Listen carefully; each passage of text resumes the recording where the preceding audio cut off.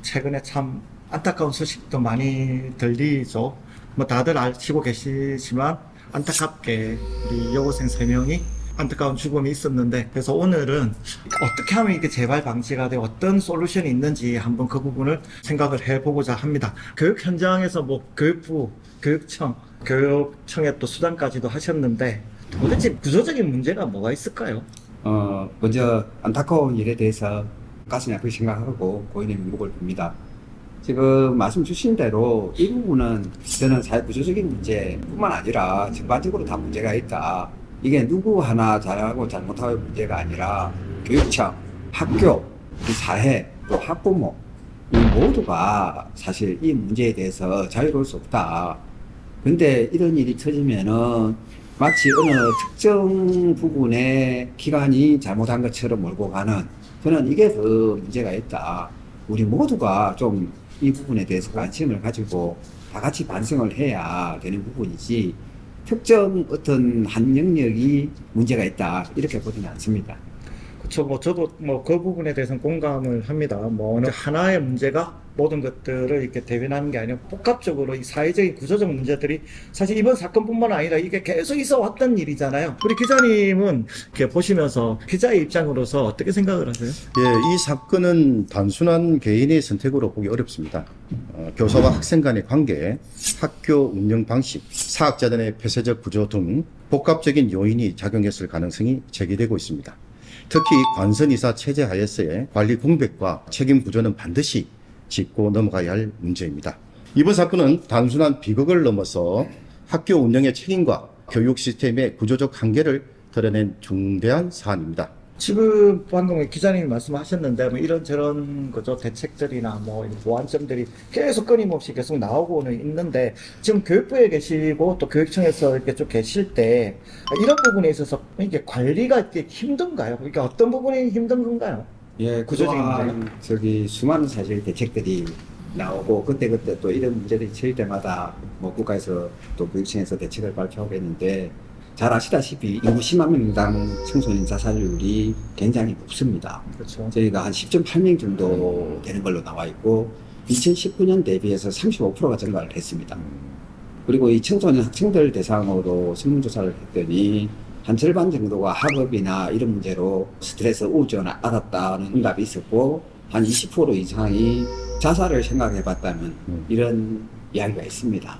이게 사실 그 많은 대책이 나왔음에도 불구하고 여전히 똑같지 않나. 그래서 저는 근본적으로 좀 대책을 세워줘야 된다. 자살이나 또 학교 폭력, 범죄의 문제가 어떤 그 단순하게 그 맞춤형을 할 게 아니라 우리 사회의 인성 교육이 좀 바뀌어야 된다. 그래서 저는 이 가정에서부터 부모와 자식 간의 대화가 복원이 돼야 된다. 사실 지금 대부분 대화가 거의 단절되어 있는 상태거든요. 그렇죠. 학교 차원에서도 이게 선생님도 사실 힘듭니다. 그러니까 학생도 힘들지만 우리 선생님도 힘듭니다. 그래서 선생님과 학생에게 동시에 학업에서 벗어날 수 있는, 또 업무에서 벗어날 수 있는 이런 좀 기회가 많이 주어져야 되고, 교육청이나 국가에서는 이러한 일이 될 수 있도록 적극적인 뒷받침을 해줘야 된다. 저는 결국 인성교육 말고는 이 해답이 없다고 생각합니다. 그러니까 결국 이제 인성교육과 이제 소통을 이제 이야기하신 건데, 개개인적인 이런 소통의 부재가 결국은 자기 스스로가 이제 자기 함정에 빠지는 거잖아요. 자기 블랙홀에 빠지면서 그게 이제 빠져나오지 못하면서 이제 결국은 많은 그런 부분들이 발생을 하는 것 같은데, 일선 학교에서 소통이 안 된 제일 큰 원인이 뭐가 있을까요? 그러니까 소통이 안 되는 이유가 학교에서 인성교육을 맡긴다는 거는 사실상 쉽지 않은 구조입니다. 왜냐하면 선생님들은 선생님들로서 본인의 전문 영역을 가르쳐야 되는 또 의무가 있고 학생들을 관리해야 되는 의무가 있는데, 이 선생님들에게 학교에서 다 맡겨둔다는 건 저는 사실은 불가능한 구조다 지금. 그러면은 이 국가나 교육청 차원에서 새로운 시스템을 마련해줘야 된다, 인성교육 관련해서. 그럼 부산의 예를 들면 부산에 학생 인성교육에 하나가 있습니다. 제가 알기로 대구에는 초중고별로 있어요. 한 학교별로. 우리보다 학생 수가 작음에도 불구하고. 그래서 저는 좀 이런 제안을 하고 싶습니다. 부산에 당장 그런 시설을 늘릴 수 없지만은, 부산의 인프라가 사실 제가 보니까 우리 지역이 가지고 있는 인프라, 그 다음에 정도 시설들이 가지고 있는 인프라가 굉장히 많아요. 저는 이런 인프라들을 좀 적극적으로 활용해서 인성교육할 기회를 좀 더 확대해 주는 게 학교 안에만 맡겨서 안 되고 학교 장소만 밖으로 나갔다니 이것 또한 공교육이잖아요, 이게. 그게 교사도 마찬가지고 우리 학생들도 마찬가지고 그러니까 공교육에서 저는 인성교육 기회를 지금보다 훨씬 늘려줘야 된다. 이게 순수하게 학교에서 선생님과 대화만 아니라 지금 불가능한 구조가. 그럼 뭐 약 말씀하셨으니까 만약 그 인성 교육에 예를 들어 구체적으로 이런 것들을 하면 어떨까라고 혹시 뭐 생각하는 그래서 제가 생각하는 것 중에 하나가 저 명상 교육을 좀 하자. 맞아. 이게 명상이 어떤 뭐 종교적 색채를 가진 게 아니라 제가 그 종교 지도자들 다 뵀는데 모든 종교에서 명상을 다 좋다고 하시더라고요. 이게 특정 종교의 개념이 아니라 본인들 종교에도 다 명상이 있다. 그리고 명상은 정말 도입하면 좋겠다, 학생들에게. 그래서 저는 좀 명상할 수 있는 이런 기회, 그런 걸 통해서 본인을 되돌아보는, 또 생명 존중도 되돌아보고, 또 부모가 얼마나 저에게 소중한 사람인지 좀 되돌아보는, 또 부모는 거꾸로 자식에 대해서 좀 되돌아보는, 그러니까 학생에 대한 명상 교육뿐만 아니라 저는 학생, 선생님, 학부모 전체에 대한 명상을 좀 도입하면 어떨까 하는 생각입니다. 결국 이제 사회적 그 책임에 대한 부분들을 이제 말씀을 하시는 것 같은데 종교뿐만 아니라 우리 기사님은 어릴 때부터 운동을 하셨잖아요. 사실 스포츠도 하나의 좋은 솔루션이 되잖아요. 맞습니다. 같이 네. 활동할 수 있는 그런 생각도 많이 해보시죠. 네, 제 어릴 때 학교에 갔다 오면 가방을 일단 던져놓고 친구 만나는 게 일이었고, 그렇죠. 뭐 동네에 가서 구슬치기라든지 딱지치기라든지 이래 함으로써 친구 간의 교감도 가질 수 있고, 빵 한 조각이라도 친구가 있으면 나눠 먹는 그런 시절이었거든요. 그런 참 어릴 때 생각이 참 많이 납니다. 그러니까 지금 스포츠가 좋은 말씀 해주셨는데 작년 여름에 모 대학에서 저기 해양 스포츠를 개설했는데 우리 학생들이 폭발적인 인기가 있었어요.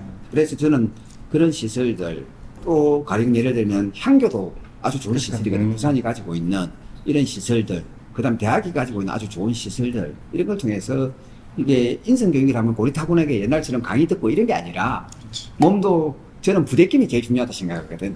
그러니까 그런 프로그램 속에 부대낌도 넣고 또 생각도 좀 할 수 있는 시간도 넣고 특히 부모님과 함께 하면 더 좋고 이런 좀 기회들을 좀 많이 제공해서 이게 그냥 가정에 맡기고 또 학교에 맡기는 게 아니라 저는 교육적 차원에서 그렇죠. 좀 더 나서서 해줘야 왜냐면은 부모들하고 가라고 하면은 돈 있는 부모들은 또 가능하지만은 못 가는 부모도 있지 않습니까? 그러니까 뭐또 직장 있는 부모들은 그렇죠. 못 가는 그러니까 거예요. 이런 분들에게 좀 더 저는 공적인 차원에서 기회를 더 주고 좀 장을 많이 깔아줘야 된다. 그러니까 이게 그냥 놓으면 안 돼요. 그렇죠? 놓으면 안 되잖아요. 학교가 놓고 교육청이 놓고 선생님 놓고 학부모 넣어버리면 도대체 그럼 그 학생들은 결국은 다른 선택을 할 수밖에 없기 때문에 그런 부분들도 좀 일선에 계시면 고민 많이 하시죠. 그렇죠. 저는 우리가 복지 이야기를 많이 하는데 복지의 핵심은 저는 그거라고 봅니다. 한 단어로 국가가 너를 언제든지 지켜보고 있다. 저는 이게 복지의 핵심이라고 봅니다. 그러니까 지금 놓고 있다. 이 단어가 되면 안 되는 거죠. 항상 언제 어디서나 이를 우리가 지켜주고 있다는 이 생각을 가지도록 해주는 게 저는 핵심이에요. 맞아요. 이게 그 부분인 것 같아요. 학부모뿐만 아니라 우리 학교 또 선생님 또 교육청 모두가 이 문제에 대해서는 자유로울 수 없습니다.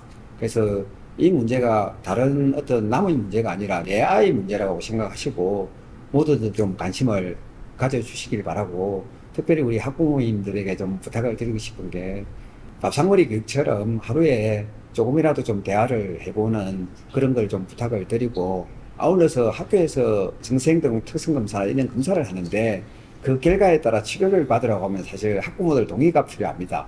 그래서 그런 단계가 오면은 좀 우리 학부모님들이 적극적으로 좀 나서주시기를 부탁을 드리고 교육청 차원에서도 우리 학교에만 떠들지 말고 또 이게 학교에 가면 학교 선생님들의 업무가 되기 때문에 교육청에서 직접 좀 이 우리 사회관계 기관들 또 종교시설 아까 말씀드린 향교 뭐 대학 아마 다양한 기관들이 있습니다. 좀 우리 온 사회가 힘을 합쳐서 이런 문제가 발생하지 않도록 좀 더 대책을 마련해 주시기를 부탁을 드립니다.